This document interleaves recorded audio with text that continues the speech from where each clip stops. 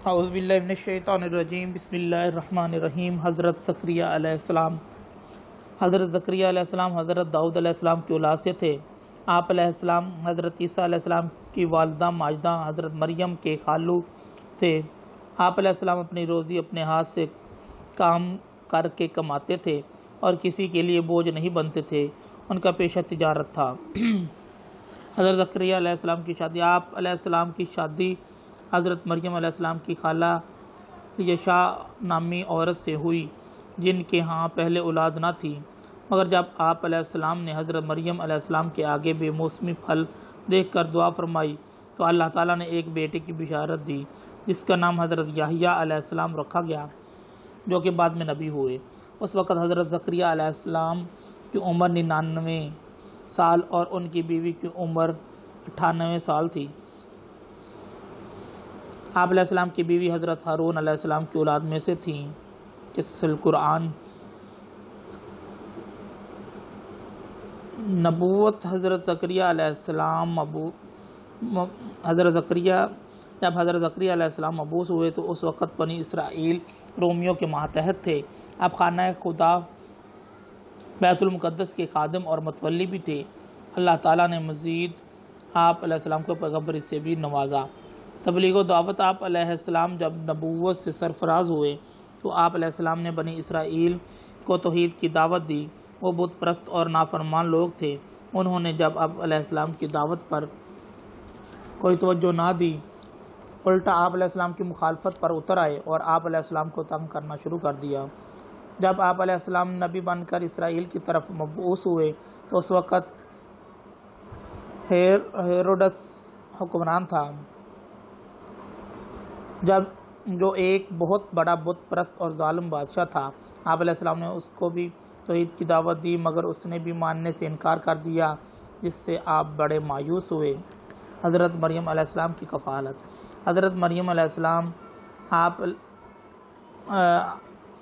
علیہ السلام کی سالی کی بیٹی تھی اور ان کی والدہ نے یہ منت مانی تھی کہ جو کچھ میرے پیٹ میں ہے وہ میں بیت المقدس کی نظر کروں گی۔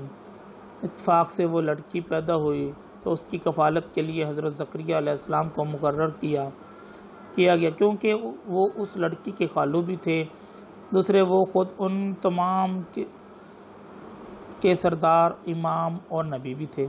آپ علیہ السلام نے حضرت مریم علیہ السلام کے لیے ہیکل میں ایک حجرہ الگ مخصوص کر دیا، جہاں وہ اکیلی دن کو اللہ تعالیٰ کی عبادت کرتی رہتی تھی اور رات کے وقت اپنی خالہ کے پاس چلی جاتی تھی۔ معجزہ۔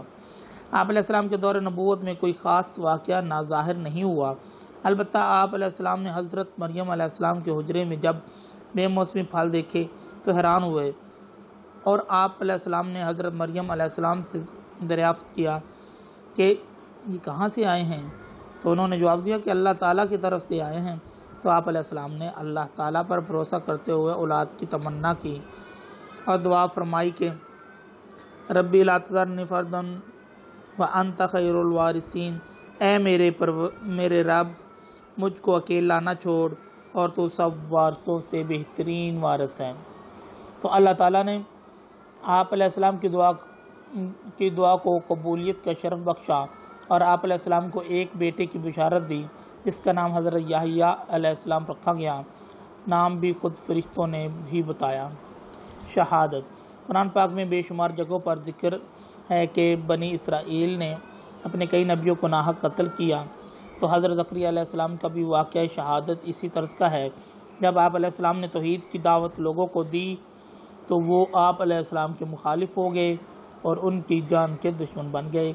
جب آپ علیہ السلام نے یہ دیکھا تو وہاں سے بھاگ کر جنگل میں جا کر پناہ لی، مگر وہ لوگ تلاش کرتے ہوئے وہاں بھی جا پہنچے تو آپ علیہ السلام نے ایک درخت سے پناہ لی تو وہ درخت پھٹ گیا اور آپ علیہ السلام اس کے اندر داخل ہو گئے، مگر دشمن بھی وہاں آپ علیہ السلام کی تلاش میں تھے۔ تو اتفاق سے آپ علیہ السلام کی چادر کا تھوڑا سا ٹکڑا درخت سے باہر رہ گیا تھا، جس سے انہوں نے پہچان لیا اور شیطان مردود نے بھی ان کی رہنمائی کی۔ ان ظالموں نے درخت پر آرا چلا دیا جو کہ آپ علیہ السلام کے سر سے گزر گیا۔ آپ علیہ السلام نے اف تک نہ کی اور اور شہید ہو گئے۔